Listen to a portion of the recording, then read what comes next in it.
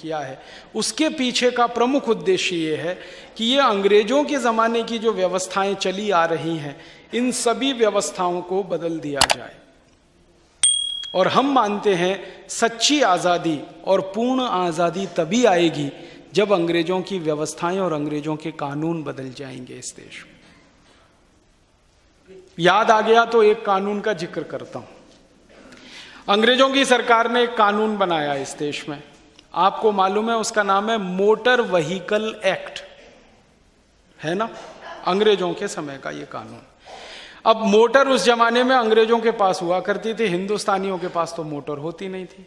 तो motor vehicle act की drafting करते समय अंग्रेजों ने ये व्यवस्था की कि इस मोटर व्हीकल एक्ट में कभी किसी अंग्रेज अधिकारी की मोटर को चलाते समय उसके नीचे कोई भारतीय आकर दब गया, कुचल गया, मर गया, तो इसमें सजा नहीं होनी चाहिए, और अगर सजा करनी ही पड़े तो कम से कम होनी चाहिए। साल भर की जेल हो जाए, 1.5 साल की हो जाए, 2 साल की हो जाए, ऐसी व्यवस्था करनी चाहिए।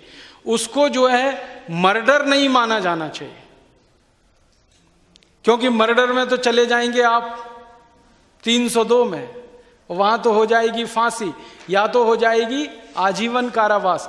तो अंग्रेजों ने मोटर व्हीकल एक्ट की ड्राफ्टिंग करते समय यह ध्यान रखा कि अंग्रेजों की मोटर के नीचे दबकर कुचलकर कोई भी हिंदुस्तानी मरे तो लंबी और कठोर सजा ना मिले। वही व्यवस्था आजादी के 62 साल के बाद भी चली आ रही है। आज भी मोटर व्हीकल एक्ट में मोटर चलाते समय आपकी कार के नीचे कोई आ गया, मर गया, तो आपको ना तो फांसी होगी ना आजीवन कारावास होगा। क्यों? अंग्रेजों के जमाने की व्यवस्था है। परिणाम जानते हैं क्या होता है? हर साल इस देश की मोटरों के नीचे आकर 1.5 लाख लोग अपने प्राण गंवा देते हैं, और इन 1.5 लाख लोगों को कुचल देने वाले किसी भी एक व्यक्ति को आज तक फांसी नहीं हुई, आजीवन कारावास नहीं हुआ। और कई केसेस तो ऐसे हैं कि अदालत ने कुचलने वालों को बाइज्जत बरी कर दिया। आपको मालूम है संजीव नंदा का केस, जिसने खूब समझ बूझकर, जानबूझकर अपनी मोटर दिल्ली के फुटपाथ पर सोए हुए 8 लोगों के ऊपर चढ़ा दी, 8 मर गए। संजीव नंदा को अदालत ने बाइज्जत बरी किया था। अदालत का क्या कहना था? हम क्या न्याय दे सकते हैं, कानून अंग्रेजों के जमाने का बनाया हुआ है तो हम वही कर सकते हैं, इस कानून के आधार पर कोई फैसला, न्याय तो हम दे ही नहीं सकते। उसी कानून के आधार पर सलमान खान अभी तक 6 लोगों को जिंदा मार चुका है, लेकिन सलमान खान को ना फांसी हो रही है ना आजीवन कारावास हो रहा है, छुट्टा घूम रहा है। थोड़े दिन बंद हो गया, फिर बाहर आ गया, क्योंकि इसमें बेल हो सकती है, क्योंकि अंग्रेजों के ज़माने में हो सकती थी, क्योंकि मोटर उस समय अंग्रेजों की ही हुआ करती थी। ये व्यवस्था है हमारे देश। ऐसे सैकड़ों उदाहरण मैं आपको दे सकता हूं। हमारे हिंदुस्तान में अंग्रेजों के समय के बनाए हुए कानूनों के आधार पर किसी भी भारतीय को न्याय मिल नहीं सकता। और एक उदाहरण बताता हूं, अंग्रेजों ने क्या विचित्रता की इस देश में। एक कानून बना दिया इस देश में कि आप गाय को, बैल को डंडे से मारोगे तो आपको जेल होगी। सुनिएगा ध्यान से, गाय को, बैल को, भैंस को डंडे से मारोगे तो जेल हो जाएगी, क्योंकि आप उस प्राणी के खिलाफ क्रूरता कर रहे हैं। ठीक है? और इसी देश में दूसरा कानून बना दिया कि गाय को गर्दन से काटो, उसका मांस निकालो, बाजार में बेचो तो आपको गोल्ड मेडल मिलेगा, क्योंकि आप इस देश की एक्सपोर्ट इनकम बढ़ा रहे हैं। गाय को डंडे से मारोगे तो जेल हो जाएगी, गाय को गर्दन से काट दो, आरी से रेत दो, उसकी गर्दन को अलग कर दो, चाहे तो हलाल करो चाहे तो झटके से कर दो, कोई फर्क नहीं पड़ता। डंडे से मारो तो जेल में चले जाओ, गर्दन से काटो तो कोई फर्क ही नहीं पड़ता। तो परिणाम क्या हो रहा है? 4.5 करोड़ कत्ल खाने चल रहे हैं, हर साल करोड़ों गायों की गर्दन कट रही है, उनका मांस हिंदुस्तान से विदेशों में बिकने के लिए जा रहा है, मांस का निर्यात करने वालों को गोल्ड मेडल मिल रहा है, सरकार उनको सुविधाएं दे रही है। आपको मालूम है इस देश में क्या नीति है केंद्र सरकार की? अगर आप मांस के लिए कत्ल खाना बनाना चाहते हैं, मांस निर्यात करने के लिए, तो कत्ल खाना बनाने के लिए जितना भी बैंक से लोन मिलेगा उस पे ब्याज नहीं लगेगा, इंटरेस्ट फ्री लोन मिलेगा।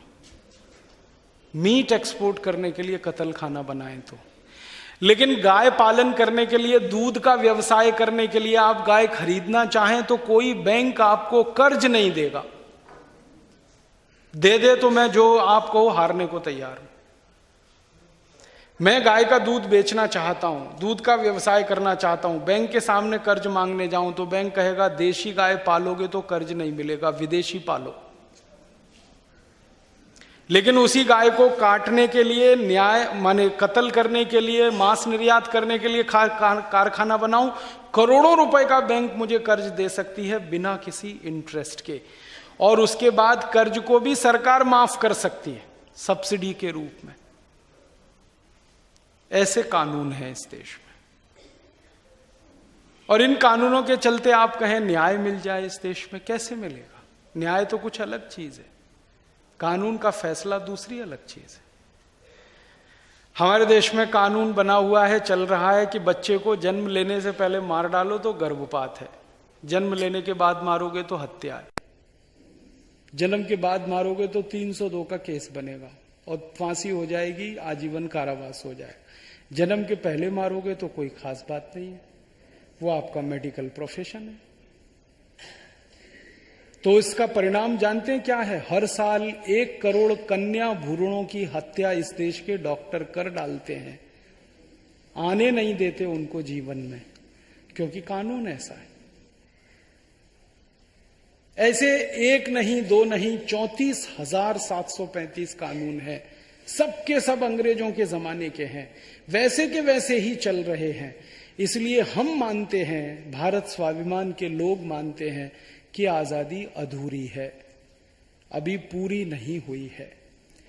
तिरंगा झंडा फहराने का नाम आजादी नहीं है, जनगणमन गा लेने का नाम आजादी नहीं है, 15 अगस्त 26 जनवरी को तिरंगे झंडे के सामने खड़े होकर सावधान की मुद्रा में कुछ गा लेने का नाम आजादी नहीं है। क्योंकि खाली तिरंगा झंडा फहराने की बात होती है, वो तो 1937 में फहरा लिया था हमने। इस देश में एक महिला हुआ करती थी भीकाजी कामा करके, उन्होंने सबसे पहले तिरंगा झंडा 1937 में फहरा दिया था। अगर तिरंगा झंडा फहराने से ही आजादी आती तो वो तो 1937 में ही आ जाती।